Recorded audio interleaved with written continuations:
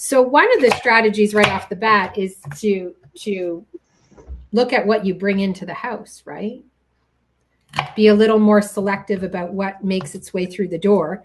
And at the same time, you can do a little bit of what we're doing now and have some of the foods that you want to eat more of, like vegetables, easy and at the ready. So when you're going to reach for something, you're kind of reaching for some of these things. So does that make sense as I say that?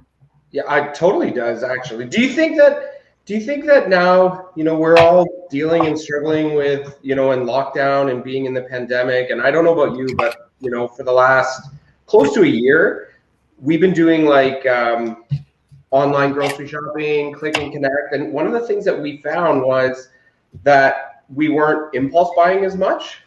Yeah. We were able to kind of set up what it is that you needed, what it is that you want. Do you find that's also a good strategy, or do you find that a lot more people who are doing that kind of notice a change in their habits? Like you're not going to the grocery store, you might be hungry, or you say, oh man, I'm walking past the chip aisle. Oh, just grab like a thing of chips, which I still do anyways, since I do it virtually. Yeah. You're walking by the chip aisle virtually? Yeah. Right. Virtually strolling by the chip aisle.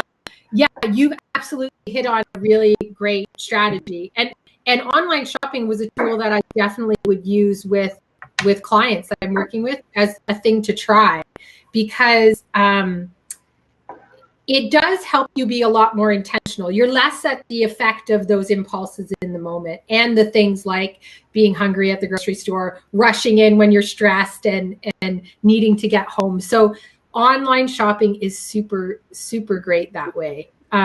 So yeah, what you're experiencing, I think and that's what these opportunities give us when we have something different kind of thrust upon us, right? Like COVID is not something you would have said, please send me COVID so I can learn a few things about how to do my shopping differently.